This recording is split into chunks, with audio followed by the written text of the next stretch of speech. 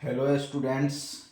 देखिए, ये जो आज मेरा चल रहा है, ये आज जो क्लास हम पढ़ाने जा रहे हैं वो है एमसीक्यू का अगला क्वेश्चन सीबीएसई का। देखिए, सीबीएसई 10th क्लास के लिए मैंने बहुत रिसर्च करके और बहुत मेहनत से बनाया है। ये सेट 2 सेट बनाया है, 2 सेट स्टैंडर्ड के लिए, 2 सेट बेसिक के लिए, दोनों मैथ्स के लिए, दोनों एग्जाम जो बेसिक और स्टैंडर्ड मैथ्स का एग्जाम होता है दोनों के लिए मैंने बनाया है 2-2 सेट 4 सेट। तो अब ये स्टैंडर्ड वाला जो है 041 कोड जिसका, उसके लिए मैं जो बनाया हूँ गेस, उसका जो गेस है उससे अभी मैं पढ़ा रहा हूँ। ये मेरा गेस है, ठीक है।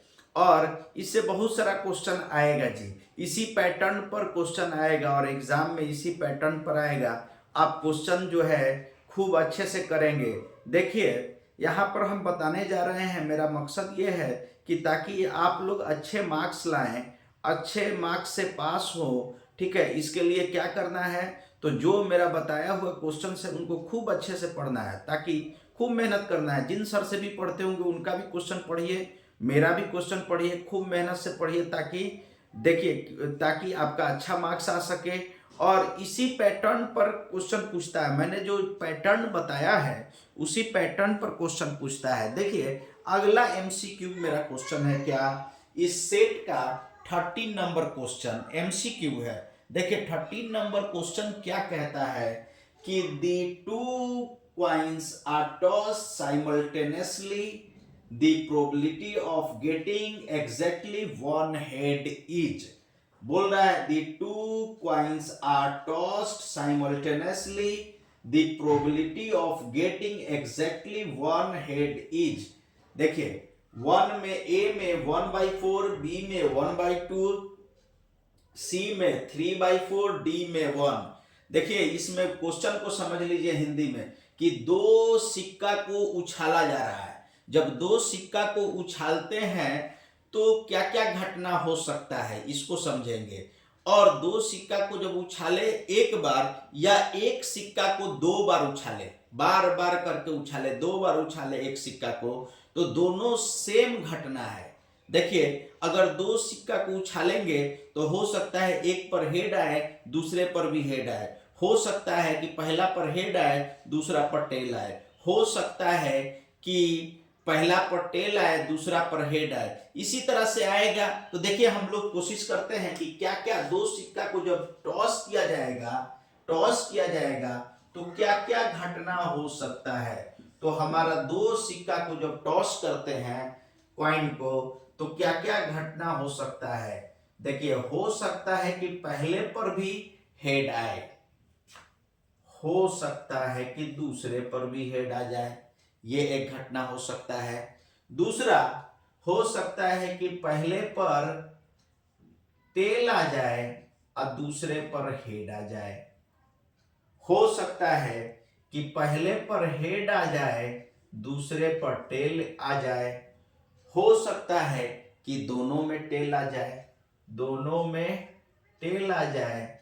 तो देखिए, यहां पर टोटल नंबर ऑफ इवेंट कितना हो रहा है, 4 घटना हो सकता है। दो सिक्का को उछालेंगे तो 4 घटना हो सकता है। ये कैसे 4 घटना, तो देखिए, एक सिक्का में 2 सतह होता है, एक क्वाइन में 2 सतह होता है, और 2 क्वाइन उछाला है तो एक क्वाइन में 2 फेस होता है। 2 क्वाइन उछाला है तो 2 2 जा 4, मतलब एक सिक्का में 2 क्वाइन होता है, 2 से फेस होता है।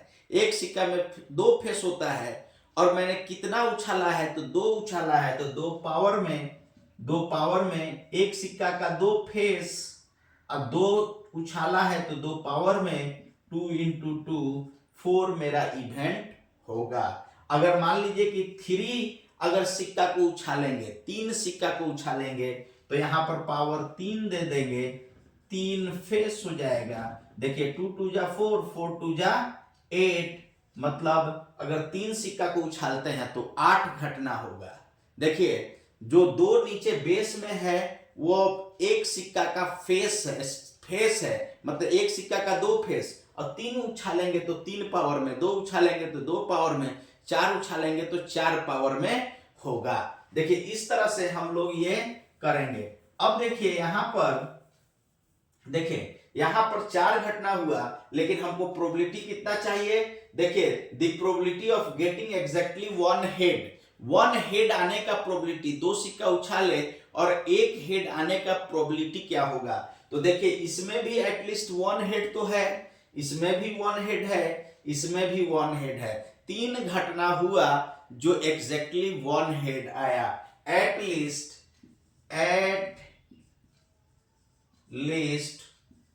1 हेड। देखिए एट लीस्ट 1 हेड, इसको अगर हम NH बोल दे, एट लीस्ट 1 हेड NH बोल दे, तो 1 2 3 गो घटना हुआ। 4 घटना में से 3 घटना में एटलीस्ट 1 हेड आया, तो हमारा probability of getting 1 head, probability of getting, probability of getting 1 head, अगर इसको हम PH लिख दे तो कोई दिक्कत नहीं है। 1 हेड के लिए प्रोबेबिलिटी ऑफ गेटिंग 1 हेड, तो ये क्या होगा? टोटल हेड कितना 3 घटना में हेड आया है, तो NH बाई NE। देखिए तो NE 3 घटना में मतलब कि ये हेड है, तो 3 और टोटल इवेंट कितना हुआ है? 4, तो ये हमारा हो गया 3/4, मतलब हेड एक एटलीस्ट 1 हेड आने का 3/4 हमारा प्रोबेबिलिटी हुआ। देखिए अगला क्वेश्चन बताने जा रहे हैं।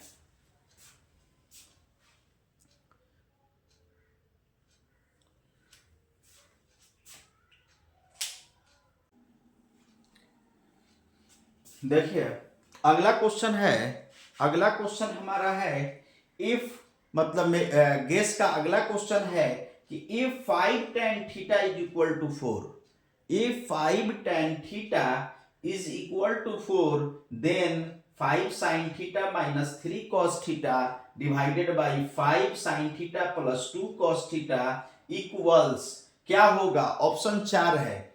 ए में 1/6 होगा, बी में 0 होगा, सी में 6 होगा और डी में 5/6 होगा। इन चारों में से क्या होगा हमको निकालना है। तो देखिए हम सबसे पहले ट्रिगोनोमेट्री का ये क्वेश्चन है, तो हम समझेंगे। देखिए खूब प्रैक्टिस करना है क्योंकि ये सब VVI क्वेश्चन है, ये एकदम बोर्ड में आएगा क्वेश्चन। देखिए इस तरह का ही क्वेश्चन बोर्ड में आएगा, CBSE बोर्ड इसी तरह का क्वेश्चन पूछता है। देखिए यहां पर दिया हुआ है 5 tan theta is equal to 4, तो tan theta is equal to 4/5, ये इनटू में है, ये डिवाइड में चला जाएगा। अब देखिए यहां पर हम क्या करेंगे, एक ट्रायंगल खींच दीजिए। यहां पर मान लीजिए कि थीटा एंगल बन रहा है, ये ABC है, तो थीटा के सामने वाला P, तो P कितना होगा? देखिए 4 है तो 4, देखिए ये P/H होता है ना, P/B होता है, सॉरी P/B होता है, तो 4 है तो 4K और 5 है B, देखिए B तो 5K। H हम निकाल लेंगे, H क्या करेंगे? हम निकाल लेंगे, तो H निकालेंगे, ठीक है। तो उससे पहले हमको पता चल गया कि ये 4K है, ये 5B है, तभी तो साइन और कॉस निकालेंगे। तो साइन और कॉस निकालने से पहले पाइथागोरस थ्योरम आप जानते हैं कि H is equal to root under P² plus B²।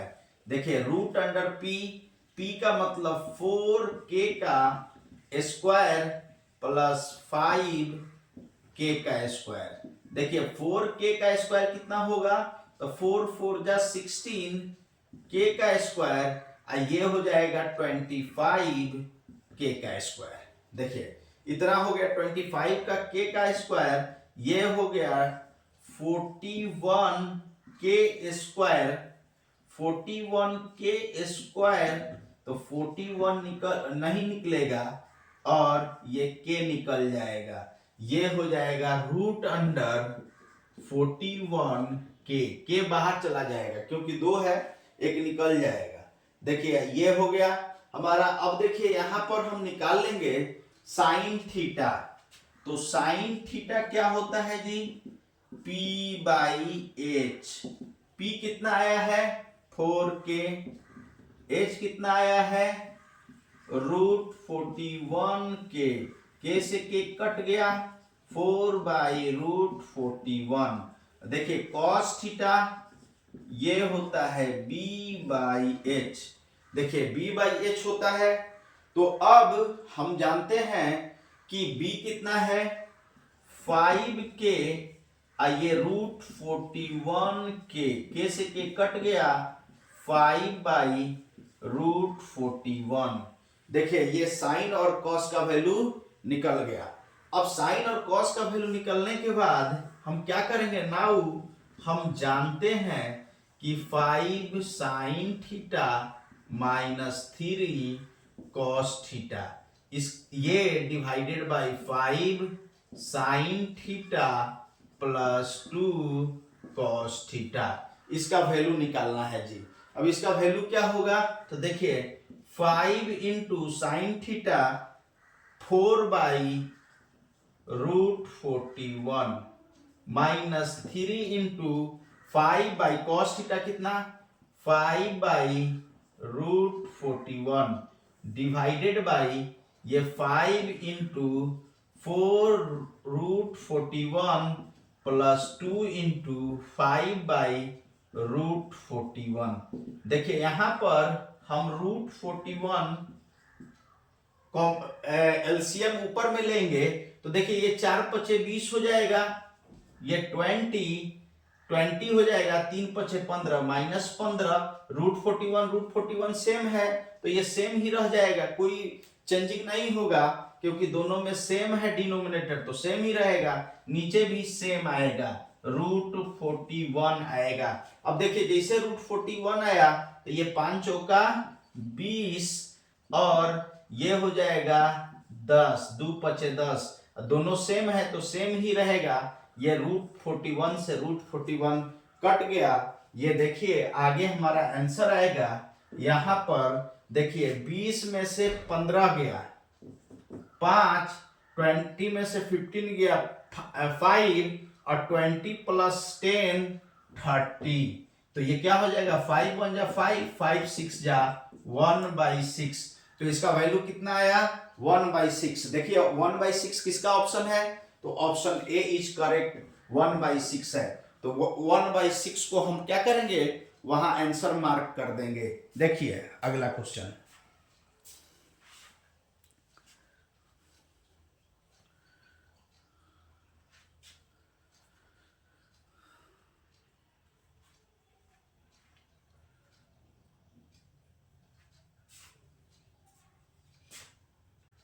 देखिए अगला क्वेश्चन है,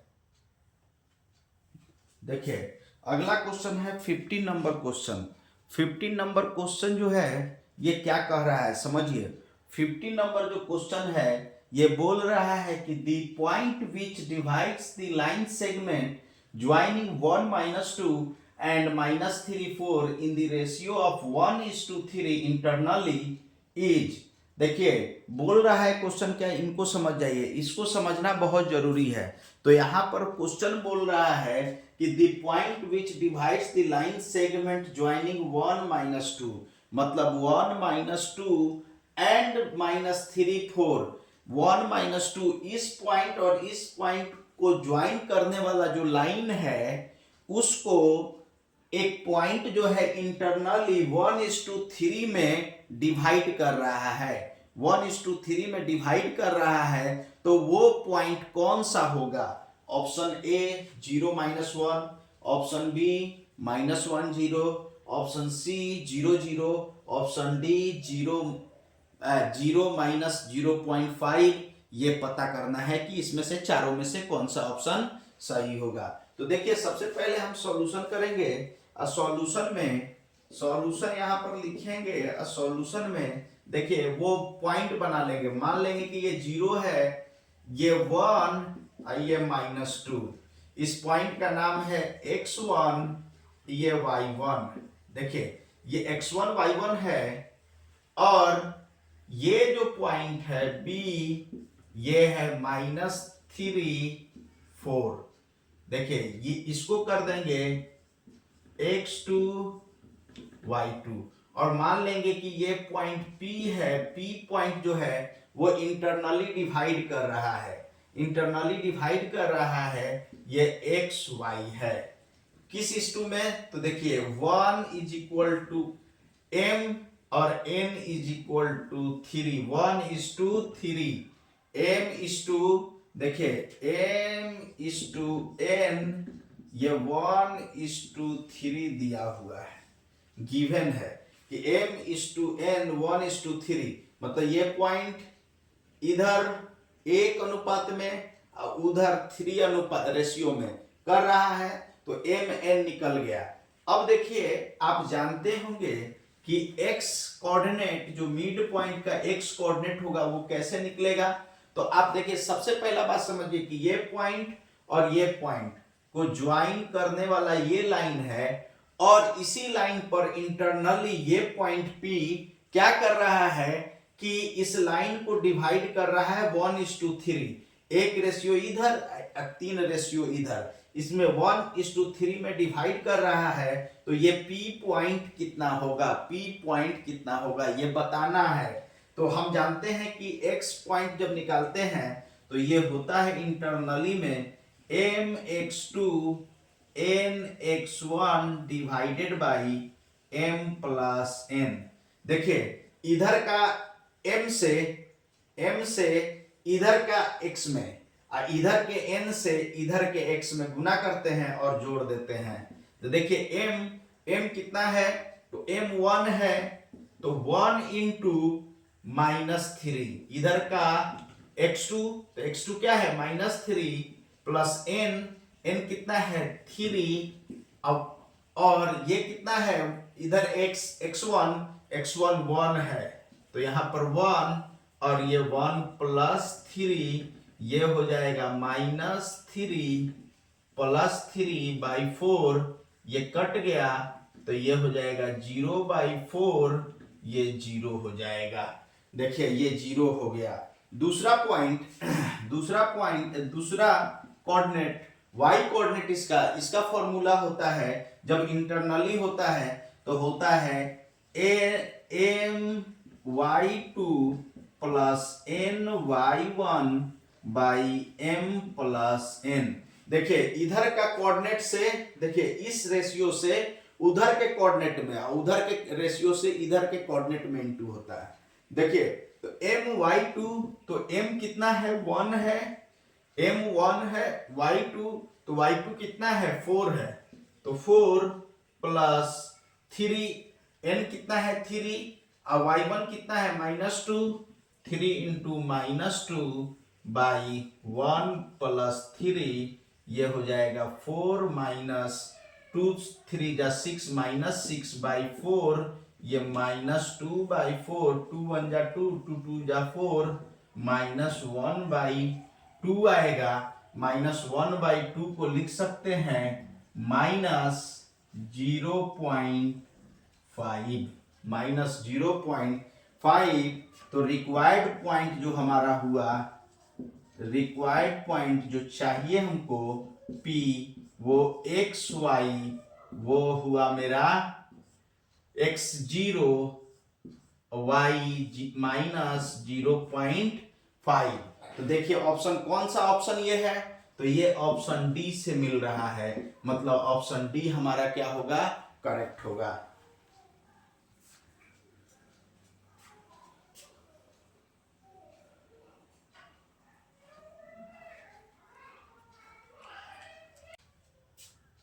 देखिए अगला क्वेश्चन है, देखिए अगला क्वेश्चन है 15 नंबर क्वेश्चन। 15 नंबर क्वेश्चन जो है ये क्या कह रहा है समझिए।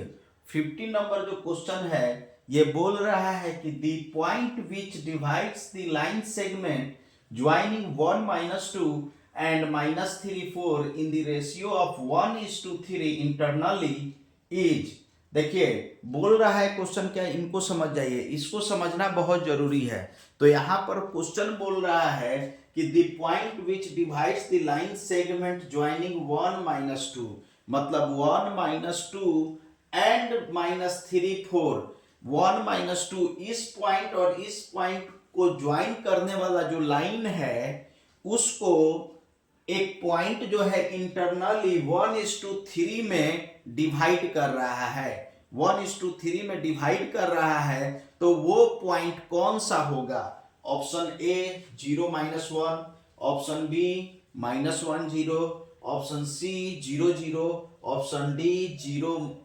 -0.5। ये पता करना है कि इसमें से चारों में से कौन सा ऑप्शन सही होगा। तो देखिए सबसे पहले हम सॉल्यूशन करेंगे।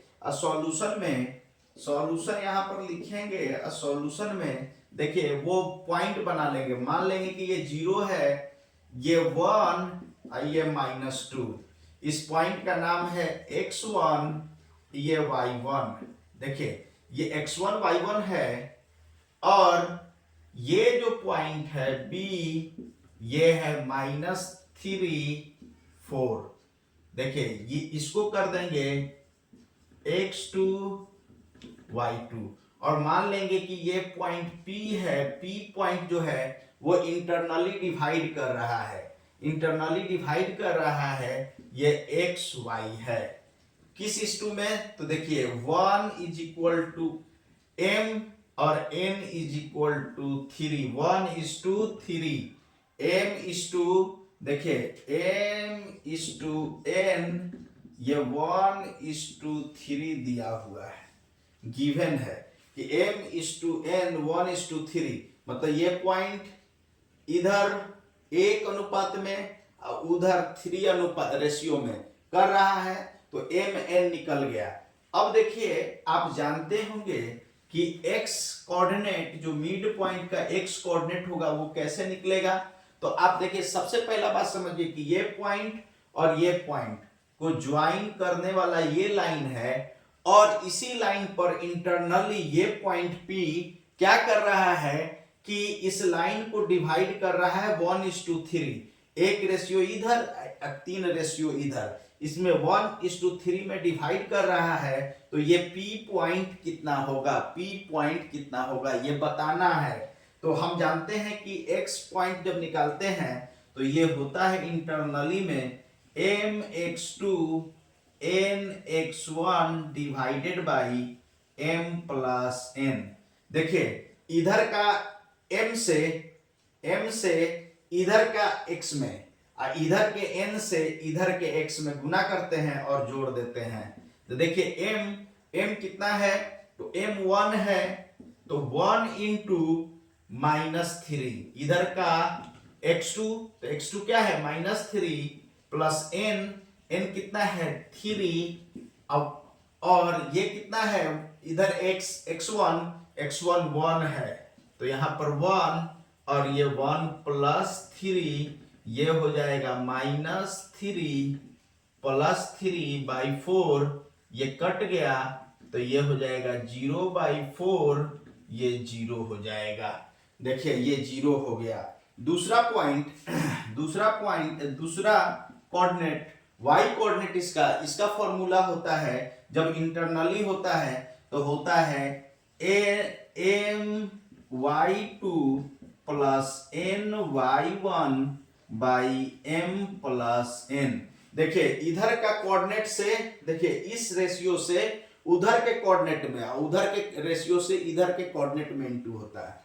देखिए तो my2, तो m कितना है? 1 है, m 1 है, y2, तो y2 कितना है? 4 है, तो 4 + 3, n कितना है? 3, और y1 कितना है? -2, 3 × -2/1 + 3, ये हो जाएगा 4 - 2 3 = 6, -6/4, ये -2/4, 2 1 = 2, 2 2 = 4, -1/2 आएगा। -1/2 को लिख सकते हैं -0.5, 5, तो रिक्वायर्ड पॉइंट जो हमारा हुआ, रिक्वायर्ड पॉइंट जो चाहिए हमको P, वो XY, वो हुआ मेरा x0 y माइनस 0.5। तो देखिए ऑप्शन कौन सा ऑप्शन ये है, तो ये ऑप्शन डी से मिल रहा है, मतलब ऑप्शन डी हमारा क्या होगा, करेक्ट होगा। देखिए देखिए अगला क्वेश्चन है मेरा, देखिए अगला क्वेश्चन है, वो क्वेश्चन क्या है, 16 number question, the value of k for which the quadratic equation x square plus 2k plus 1 into x plus x k square is equal to 0। देखिए क्वाड्रेटिक इक्वेशन दिया हुआ है x square plus 2k plus 1 into x plus k square is equal to 0 has equal roots is इतना। इसमें कौन सा equal root होगा बताना है कि इक्वल रूट होने के लिए के का वैल्यू क्या होगा। देखिए क्वेश्चन को फिर से समझ लीजिए, बोल रहा है कि द वैल्यू ऑफ के का वैल्यू क्या होगा for which the quadratic equation इतना हैज क्वाड्रेटिक इक्वेशन इतना is equal to 0 has equal roots. इस क्वाड्रेटिक इक्वेशन का इक्वल रूट्स है, इक्वल रूट्स है, तो k का वैल्यू क्या होगा, a में -1/2, b में 1/2, c में +-1/2, d में 0। तो देखिए हमारा इक्वल रूट्स के लिए क्या होता है, इक्वल रूट्स के लिए हमेशा याद रखिएगा कि डिस्क्रिमिनेंट 0 के बराबर होता है। ये क्वाड्रेटिक इक्वेशन है x square 2k plus 1 into x plus k square is equal to 0। तो याद रखिएगा a हमारा x स्क्वायर के कोफिशिएंट को a बोलते हैं और x के कोफिशिएंट को b बोलते हैं, तो 2k प्लस 1 और कांस्टेंट टर्म को c बोलते हैं k स्क्वायर। देखिए इक्वल रूट्स आर इक्वल है, roots are equal, conditions for roots are equal. Root equal होने के लिए क्या कंडीशन है, B square minus 4ac is equal to 0। यही एक कंडीशन है जहां पर क्वाड्रेटिक इक्वेशन का मूल्य क्या होता है, मूल मतलब रूट्स क्या होता है, इक्वल होता है। तो डी हमारा क्या है, देखिए D square minus 4ac is equal to 0, इसको डी बोलते हैं जी, इस पूरे वैल्यू को डी बोलते हैं, डी स्क्वायर नहीं, B square minus 4ac is equal to 0। तो बी कितना है, देखिए 2k प्लस 1 का होल स्क्वायर, देखिए ये पूरे पर स्क्वायर है, माइनस 4, देखिए ये b है तो b का स्क्वायर माइनस 4a, a का मतलब 1 और c का मतलब k square is equal to 0। तो यहां पर ये 4k प्लस 1 का whole square is equal to, देखिए इधर माइनस 4k स्क्वायर, उधर जाकर plus 4k square, 4 into 1 into k square तो माइनस 4k स्क्वायर, तो इधर जाकर उस साइड जाकर प्लस 4k स्क्वायर होगा, ये इससे ये कट जाएगा, इसको तोड़ दीजिए, k प्लस 1 का whole square a square plus 2ab plus b square is equal to k square, से k स्क्वायर कट जाएगा इस लेफ्ट हैंड साइड और राइट हैंड साइड के लिए। तो ये हो गया हमारा 2k इज इक्वल टू +1, इधर आकर -1, k का वैल्यू हो जाएगा -1/2। देखिए इधर इनटू में है तो इधर डिवाइड में आएगा, तो देखिए हमारा क्या हुआ, हमारा k का वैल्यू -1/2 है आया, तो -1/2 पर इसका मान क्या होगा, इक्वल हो जाएगा, इसका रूट्स इक्वल हो जाएगा, -1/2 अगर k के जगह पर रख दिए तो हमारा कौन सा ऑप्शन सही हुआ, हमारा ए ऑप्शन सही हुआ। देखिए यहीं पर क्या करते हैं कि आज का वीडियो समाप्त करते हैं और कहना चाहता हूं कि इन सब क्वेश्चनों को खूब प्रैक्टिस कीजिए। ये बोर्ड में इस तरह का क्वेश्चन बहुत सारे आते रहते हैं और आप प्रैक्टिस कीजिएगा तो आपका रिजल्ट अच्छा आएगा और मैं भी अब ऐसे वीडियो डालूंगा ताकि आप लोगों का रिजल्ट अच्छा हो, बेहतर हो, प्रैक्टिस करने को मिले। और क्वेश्चन जो है, इन सब क्वेश्चन को देखना है तो हमने ऑलरेडी क्वेश्चन पेपर गेस बनाकर बहुत रिसर्च करके डाल दिया है अपने टेलीग्राम चैनल पर, जिसका लिंक डिस्क्रिप्शन में, यूट्यूब के डिस्क्रिप्शन में होगा। और जाते जाते एक बात और कहना है कि आप मेरा मतलब यूट्यूब चैनल को सब्सक्राइब कर दीजिएगा। Thank you so much.